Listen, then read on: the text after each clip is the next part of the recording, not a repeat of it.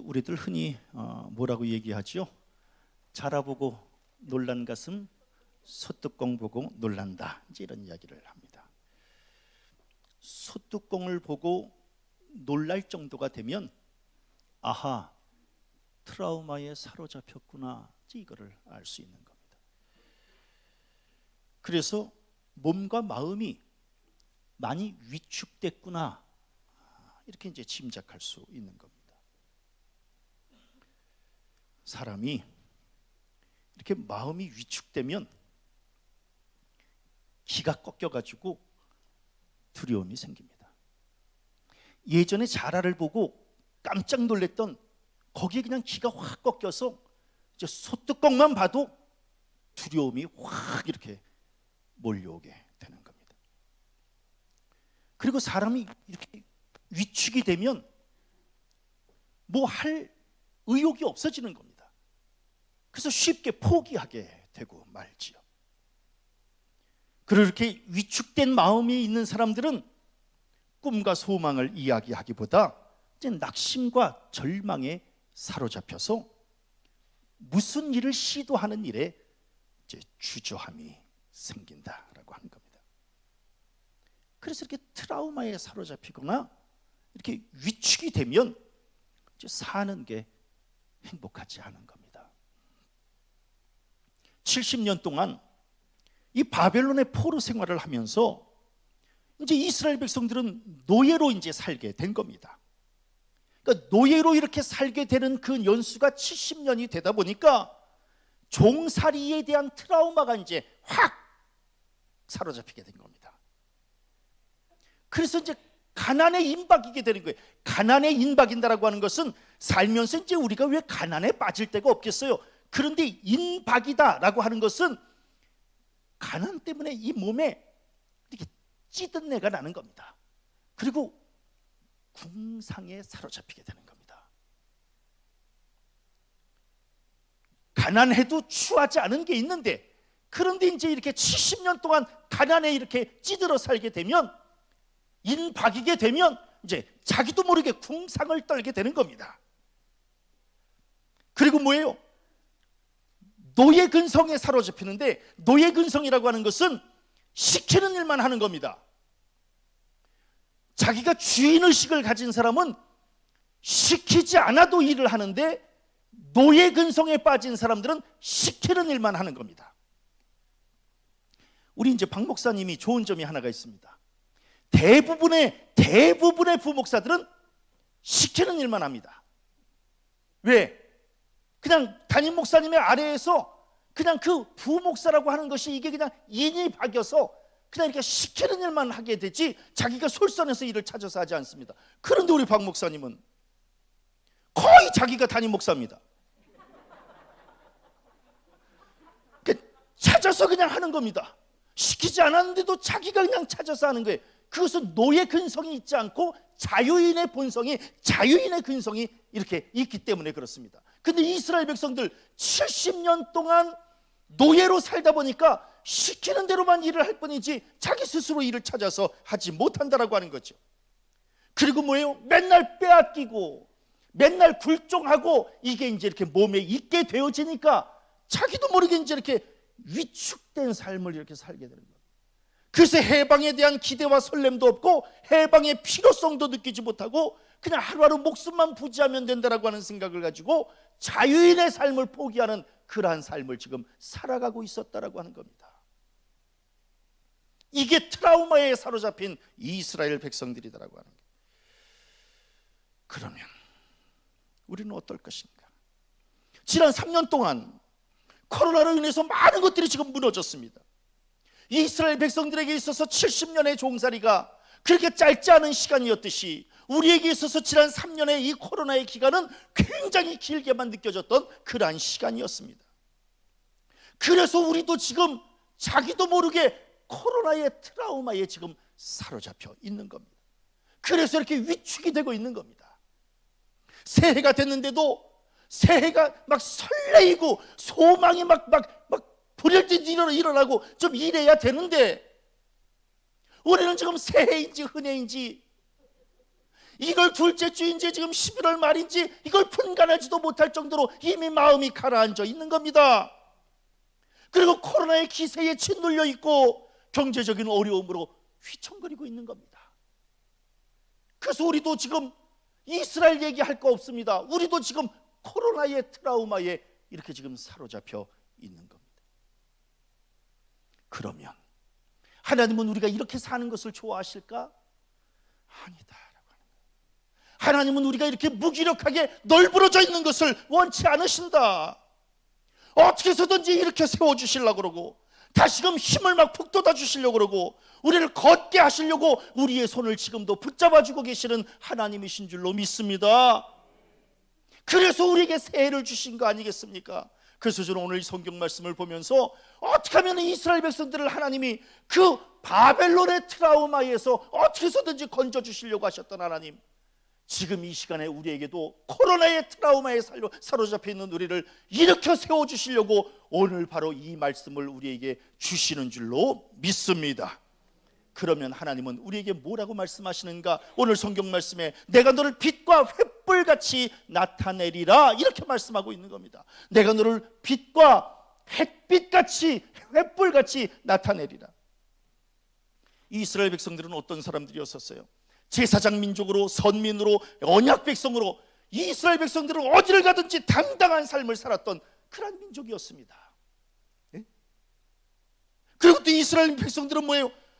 다른 민족에게 부러움을 살 만큼의 우월한 삶을 살았던 그러한 민족이었습니다. 그리고 이스라엘 백성들을 어디를 가든지 하나님이 열어주시고 이끌어주시고 이기게 하시니까 거침없는 삶을 살았던 그 민족이 바로 이스라엘 민족이었다라고 하는 거예요. 그리고 뭐예요? 작지만 강한 나라로 지금까지도 존재하고 있는, 그래서 세상 사람들에게 주목받는 삶을 살았던 그 민족이 바로 이스라엘 민족이다라고 하는 겁니다. 지금까지도 마찬가지입니다. 지금 전 세계를 움직이는 것은 미국이요, 그 미국을 움직이는 것은 이스라엘이라고 하는 말이 있을 정도로 이스라엘 백성들은 당당한 삶, 우월한 삶, 거침없는 삶, 주목받는 삶을 살았던 그러한 민족이었습니다. 그런데 이스라엘이 착각에 빠지게 된 겁니다. 하나님의 은혜를 잊어버리게 된 거예요. 지금 자기네들이 이렇게 사는 것이 하나님의 은혜다라고 하는 것을 잊어버리게 된 거예요. 그래서 교만함에 빠지게 된 겁니다. 마치 자기 능력으로 군사적인 경제적인 부강함을 누리는 줄로 착각하고 있었던 겁니다. 그러니까 하나님 무서운 줄 모르고 자기네들의 힘이 있으니까 그냥 거침없이 우상을 섬기게 되어졌고, 그리고 하나님의 자녀라고 하는 영적 신분을 망각한 채 살게 된 겁니다. 이 뒤에 무슨 일이 일어나게 될 줄은 뻔한 거 아니겠습니까? 우리는 어떤가? 우리 글쎄요, 제가 40년 전에 대학 다니고 40몇 년 전에 중고등학교 다닐 때만 해도 기독교인 신실함의 대명사였다라고 합니다. 나 교회 다녀. 저 학교 다닐 때 교회에서 고등부 회장이었던 거 학교에서 당당하게 나 고등부 회장이라고, 왕십리교회 고등부 회장이라고 당당하게 이야기를 했고, 고등학교 때 우리 전교생이 내가 목사가 될 사람이라는 걸 이미 알고 우리 선생님들도 다 내가 목사가 될 사람이라고 이미 다 알고 있어서 그때는 굉장히 아주 뿌듯하게 신앙생활을 했었습니다.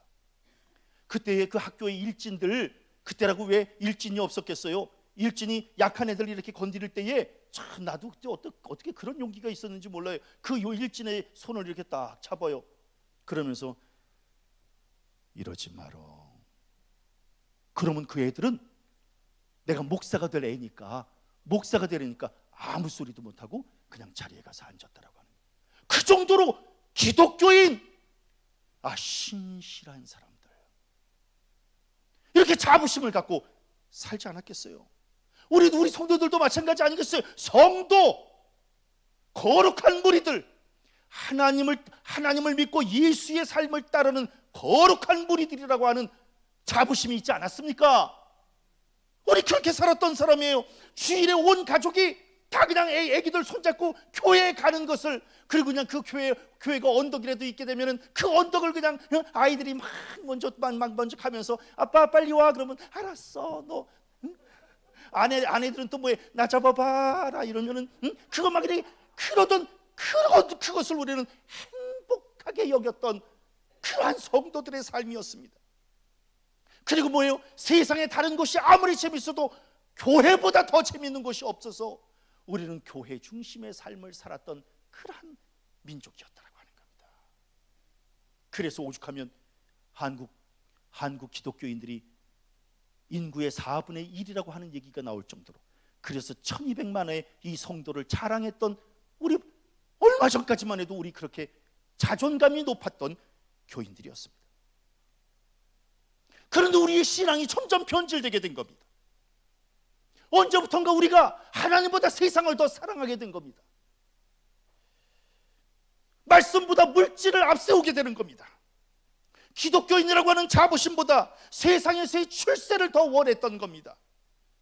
교회 중심의 삶보다 세상 모임을 더 좋아했던 이러한 신앙으로 우리는 지금 타락해가고 있었던 겁니다. 죄의 결과로 이스라엘 백성들은 70년 동안 바벨론의 포로가 되어 노예의 삶, 비참한 삶을 살아왔고, 종살이를 하느라고 예배하지 못하고 노예 근성에 인이 박혀서 빛보다 어두움에 거했던 겁니다. 우리 또한 마찬가지입니다. 하나님의 은혜를, 이 영적 자존감으로 여기지 않고 마음껏 세상과 다 뒹굴르면서 이렇게 살다가 결국은 코로나 3년을 이렇게 지금 겪고 있는 겁니다.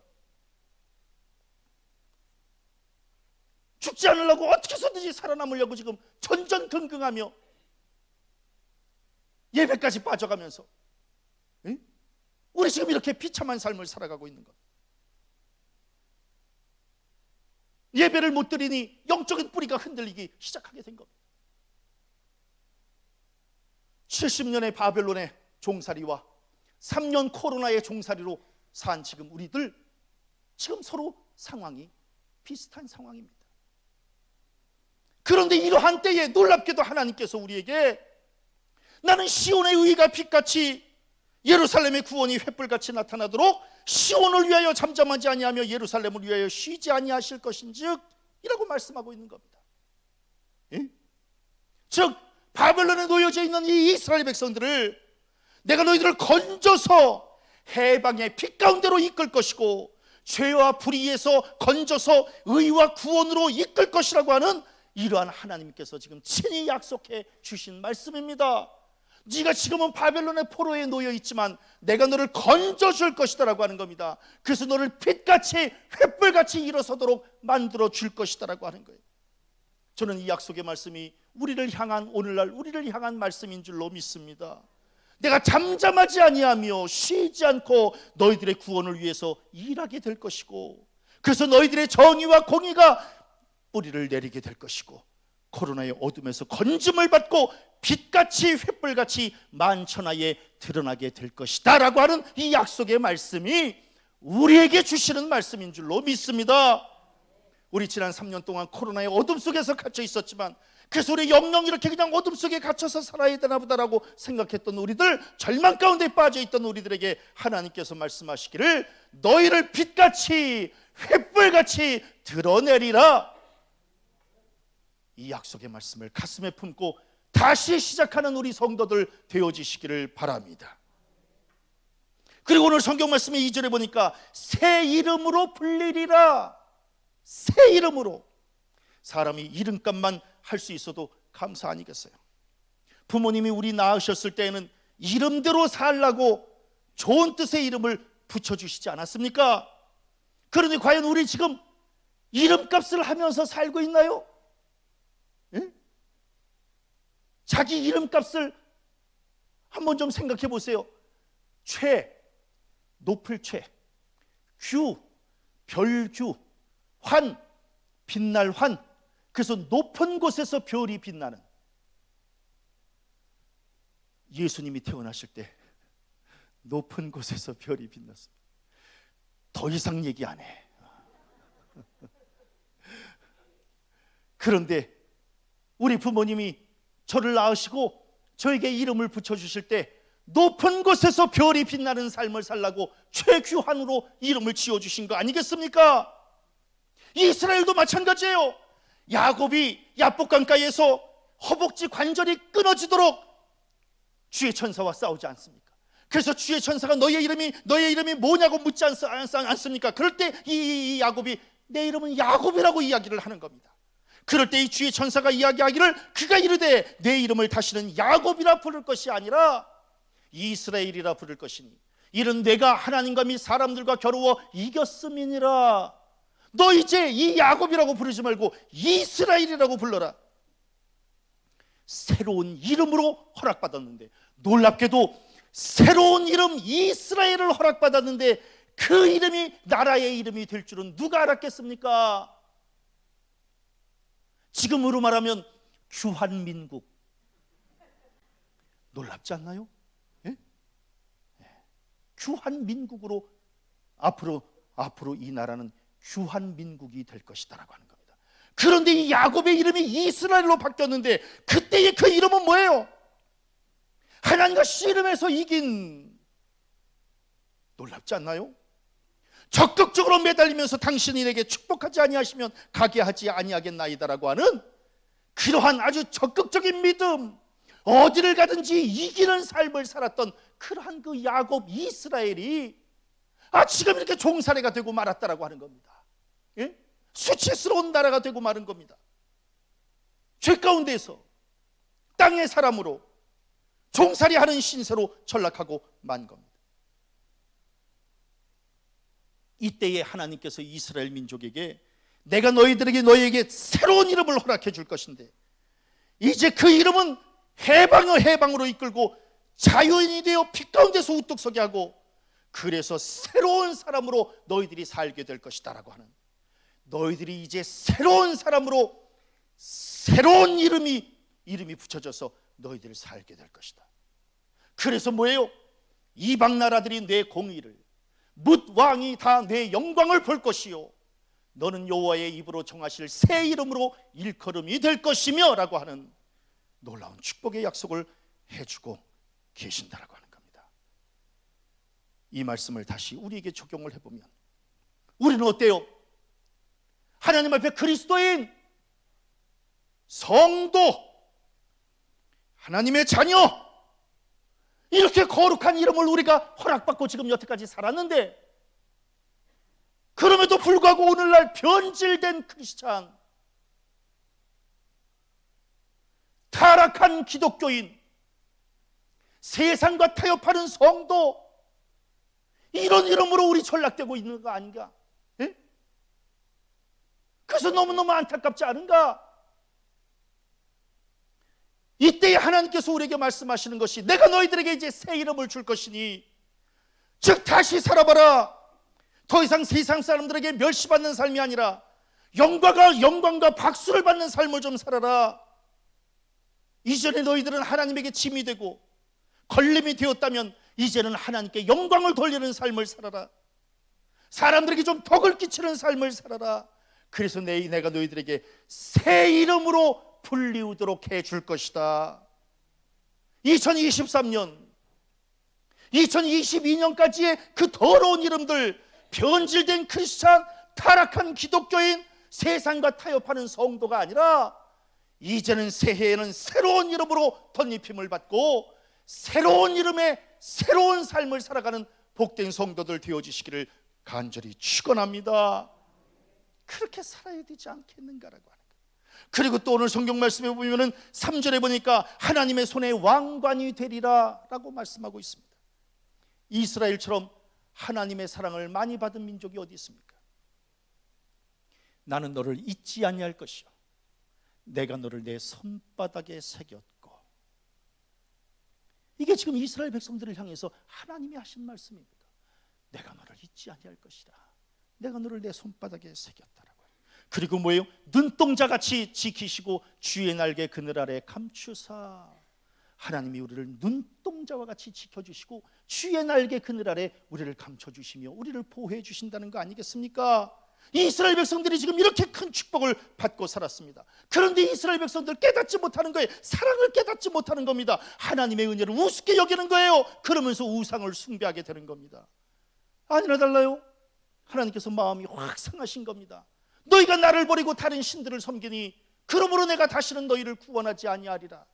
가서 너희가 택한 신들, 즉 우상들에게 부르짖어 너희의 환난 때에 그들이 너희를 구원하게 하라. 우상들이 너희들을 구원하는지 안 하는지 나 이제 모른다. 니네들이 알아서 해라 라고 하는, 그래서 하나님께서 너무너무 화가 나신 겁니다. 이스라엘 백성들 마치 자기네들이 대단해서 전쟁에서 승리하고 영광과 박수를 받았던 것으로 착각하고 있었던 겁니다. 하나님께서 붙잡아 주셨기에 귀하게 여김을 받고 눈동자와 같이 여김을 받았던 것이지, 하나님을 떠나버리면 그 무슨 힘이 있어 요만한 나라가.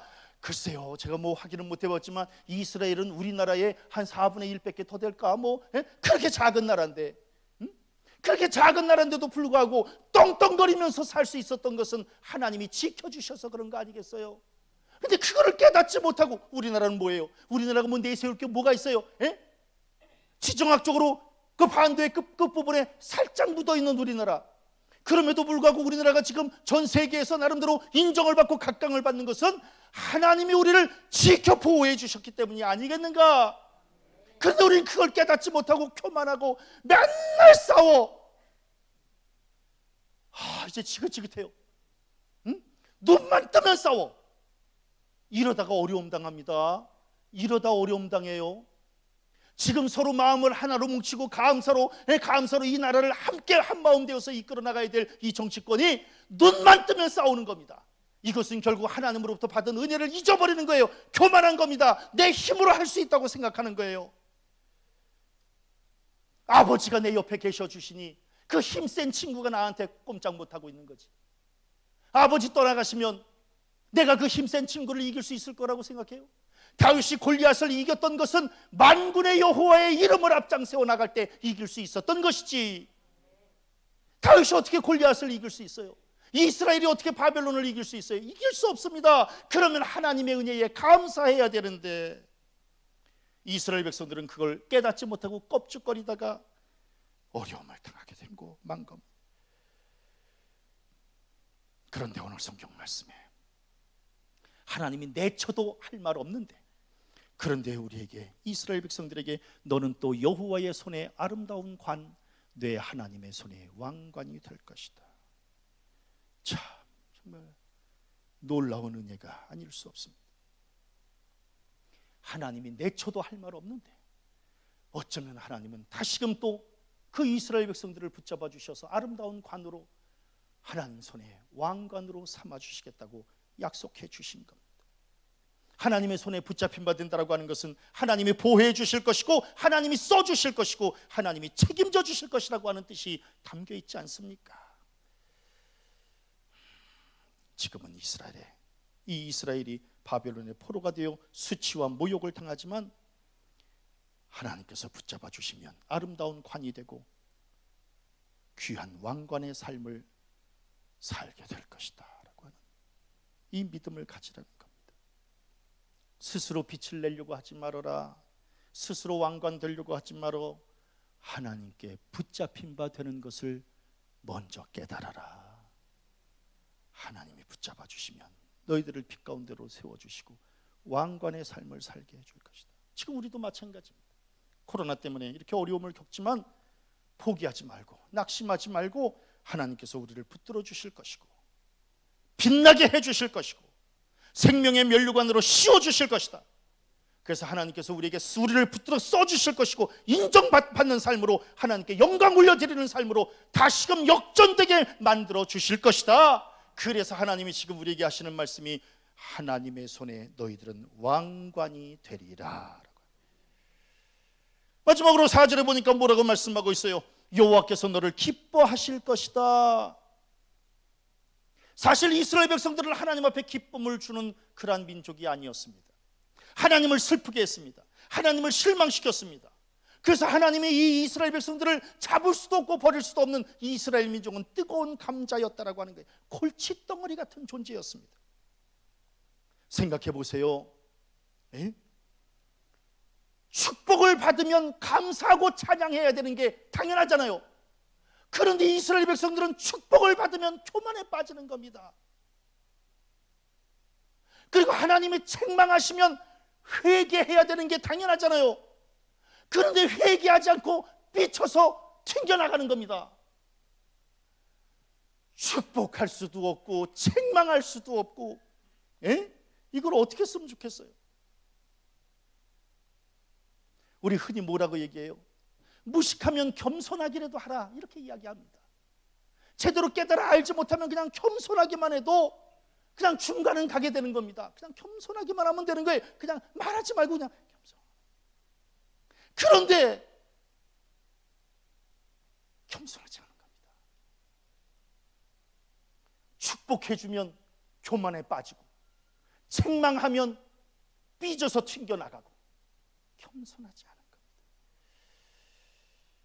그런데 놀랍게도 하나님은 저들을 내버리지 아니하시고, 오늘 성경 말씀해 보니까 다시는 너를 버림받은 자라 부르지 아니하며 다시는 내 땅을 황무지라 부르지 아니하고 오직 너를 헵시바라 하며 내 땅을 뷸라라 하리니 이는 여호와께서 너를 기뻐하실 것이며 내 땅이 결혼한 것처럼 될 것임이라.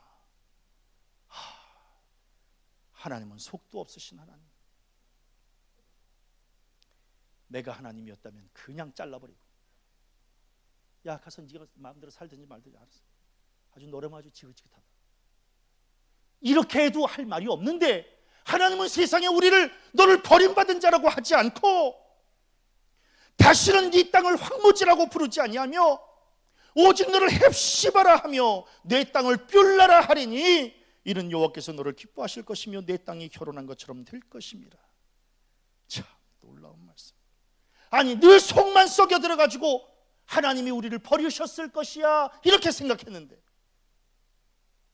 가나안 땅을 감사치 못해서 하나님은 우리를 황무지로 내쫓으실 거야 이렇게 생각했는데, 신랑 되시는 하나님께 내침을 당해서 슬픔에 빠진 신부처럼 우리가 이렇게 초라한 신사가 될 거야 이렇게 생각했는데, 하나님을 슬프고 우울하게 만들어서 결국은 하나님께서 우리를 버리실 거야 이렇게 생각했는데, 세상에 하나님이 우리를 버리지 않을 것이고 기름진 땅으로 옮겨주실 것이며, 뷸라라고 하는 것은 결혼한 부인을 상징하는 겁니다. 이 뜻입니다. 결혼한 부인. 네? 그러니까 신부, 하나님은 당신의 자녀들을 신부로 만들어 주셔서 신랑 되신 하나님과 신부된 백성이 함께 결혼하게 되는 이런 놀라운 존재로 만들어 주실 것이고, 그리고 뭐예요? 당신의 백성들을 헵시바라고 하는 것은 뭐예요? 나의 기쁨은 그녀 안에 있다. 우리를 미워해도 할 말이 없는데 세상에 하나님이 그 이스라엘 백성들을 보면서 나의 기쁨은 그녀 안에 있다라고 하는 겁니다. 내가 너를 기뻐한다라고 하는 겁니다. 참 하나님, 속도 없으신 하나님. 그렇게 당하고 그렇게 배신을 당하고 등 돌림을 당해도 하나님은 마지막까지 당신의 백성들을 지켜 보호해 주시는. 그러면서 뭐예요? 사람들이 너를 일컬어 거룩한 백성이라 여호와께서 구속하신 자라 하겠고 또 너를 일컬어 찾음받은 자요 버림받지 아니한 성읍이라 하리라. 걱정하지 말어, 걱정하지 말아라.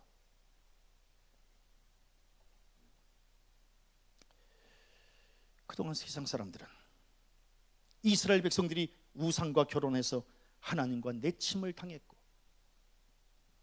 거룩함이 아닌 세속적인 삶을 살았고 거룩한 도성은 원수들에게 짓밟혀 황폐화되었다고 생각했는데, 그런데 놀랍게도 하나님은 저들을 다시금 거룩한 백성으로, 구속받은 존재로, 찾음받은 자로, 버림받지 않은 성읍으로 반석 위에 세워주시겠다고 약속하셨으니 이 어찌 감사한 일이 아니겠는가. 하나님은 절대로 당신의 자녀들을 버리지 아니하시고 어떻게 해서든지 붙잡아 주시고 기회 주시고 세워주시고 회복시켜 주시는 사랑의 하나님이시구나, 이걸 깨닫게 되는 겁니다. 우리도 마찬가지입니다. 코로나 기간 동안에, 이 3년이라고 하는 기간 동안에 기독교인들이 고난과 수치를 당하며 세상 사람들에게 질시를 받는 존재로 전락했지만 걱정하지 마라. 내가 너를 붙잡아 줄 것이고 너에게 기회 줄 것이고 세워줄 것이고 회복시켜 줄 것이니 아무런 걱정하지 말아라. 여호와께서 너를 기뻐하실 것이라. 이 약속의 말씀이 2013년을 향해 나아가는, 그 시간들을 향해서 나아가는 우리에게 큰 힘과 용기가 되는 줄로 믿습니다. 우리 그동안 하나님의 마음 아프게 했고 슬프게 하는 삶을 살았지만 이제 우리 성도들 하나님을 기쁘시게 하는 헵시바, 하나님에게 기쁨이 되는 존재, 하나님의 거룩한 신부가 되는 뷸라, 내가 너를 나의 신부로 삼아주겠다, 내가 너를 통해 기뻐하노라라고 하는 이 놀라운 약속의 말씀을 가슴에 품고 나아가는 우리 성도들 되어지시기를 바랍니다. 2023년 이제 둘째 주를 맞이했습니다.